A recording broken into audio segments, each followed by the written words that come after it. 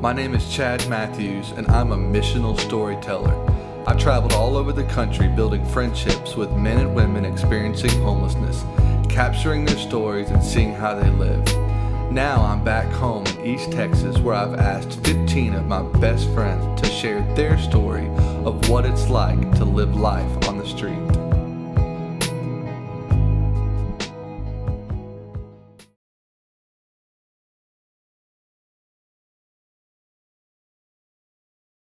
In 1970 was my first time I ever got in trouble. I was introduced to drugs and alcohol.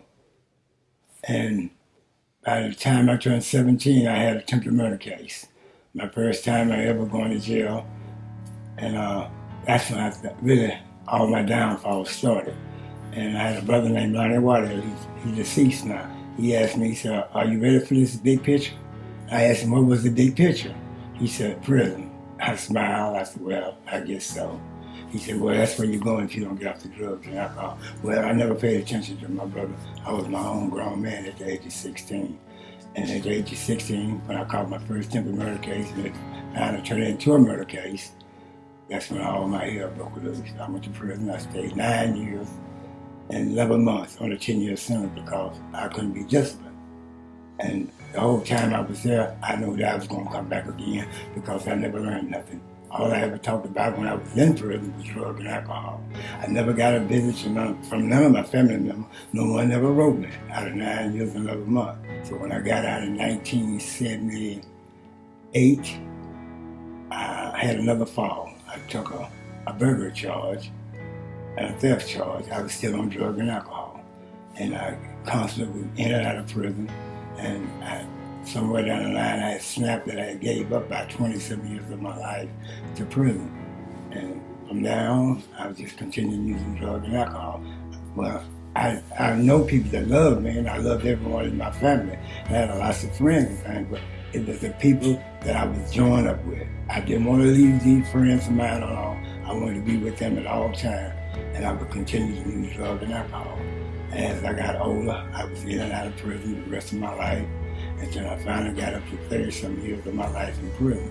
In 1989, in September and October, I was off to the same old Jimmy Lee again until one night I lost my life. I got my throat cut.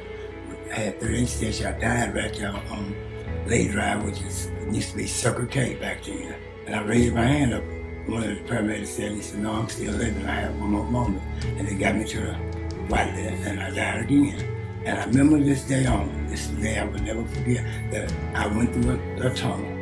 And from that day on, I thought this was going to change my life, but it didn't. Okay, in 2009, this was my turning point of my life.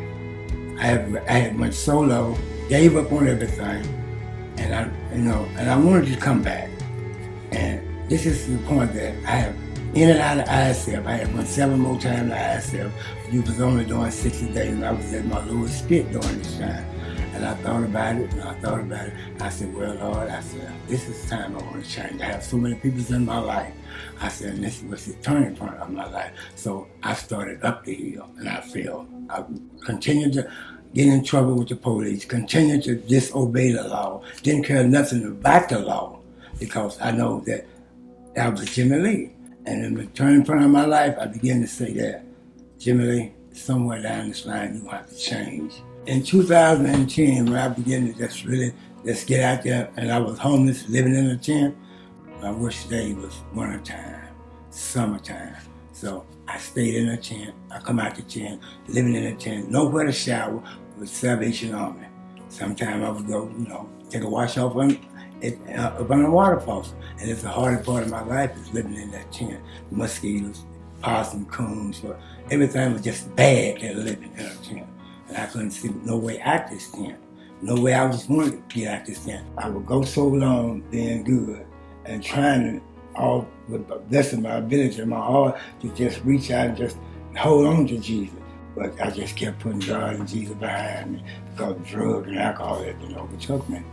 And somewhere down the line, I just, in my heart, I couldn't turn back. And I've met a lot of different people, Christian people, such as Chad Matthews. He had a place. I love Evelyn and Teresa. and Lonnie and everyone started coming into my life, and Pastor Cody. And I know right then and there that, yeah, these people don't really do care for me, which I had pushed them to the side so many times, so hard, but they never gave up. And I have gave up, but they wouldn't let me give up. And, that was a blessing. I had a lot of bumps and bruises, slips and falls, but I learned one thing about this life, you can never give up and don't never lay down and wallow. I have family members that love me, I have friends that love me, and I continue to struggle, but the struggle is not like the struggle I used to have. The struggle I'm having now is that I'm trying to continue to pull away from the old friend, my old lifestyle, but I think about it. I think about the drugs and alcohol all the time because I know I'm not strong yet, but I never said one time that I'll never do it again. I just pray that I don't have to never do this again. It's a better place in your heart if you just dig down there and get it. You just got to get it and want it out of there and just give it to God and Jesus. And this is my turning point of my life, and I'm going on up the hill. Right today, where I'm at right today now, God is in my heart, Jesus is in my heart. And the way I got here is like this here, because I accept all the friends that came to me was Christian, and they had God. And God had did so much in my life. I was baptized a year or two ago, and I know right today this is where I want to be. And I want everybody to know God and Jesus is real. And that's all you have to do, just get on them and ask for it, and they give it to you. All y'all that out there still homeless and things, it's the way out. Trust and believe in God and Jesus. That's all you got to do.